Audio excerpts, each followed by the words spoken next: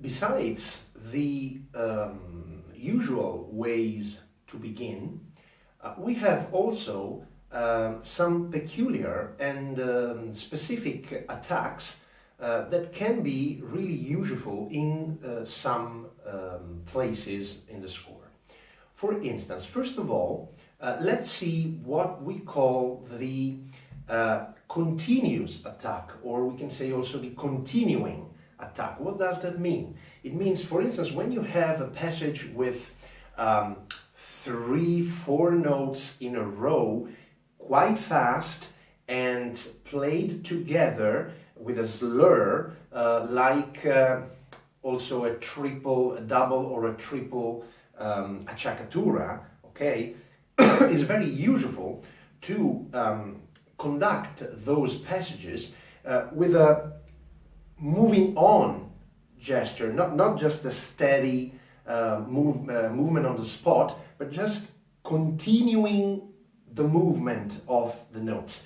Examples of this, for instance, if you get the overture of La Clemenza di Tito, Mozart, you have the very beginning, okay, which goes tram pam pa pam pam pam, ram pam pa pam pam pam, ram pam pa pam pam pam, pim pam, etc., etc. Another good passage to understand this, which is quite the same, and it's from Mozart too, is from the first movement of his famous last symphony, the Jupiter symphony, and at the beginning you have pam, ram, ram. You see always the notes so si do, ta-da-dum, ta-da-dum, pam, ram, ram, with this, continuing movement. Another very interesting and peculiar attack is the subdivided attack.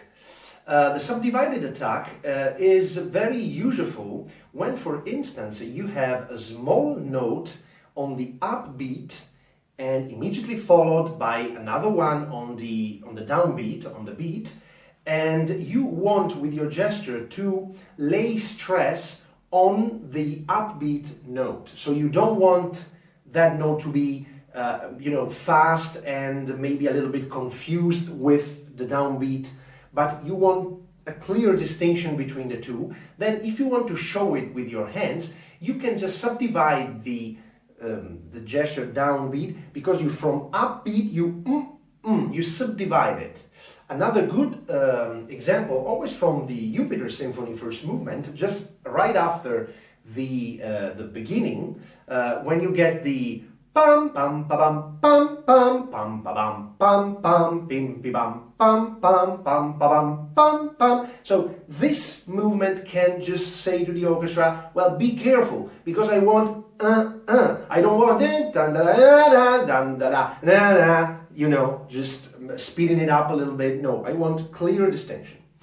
And another very interesting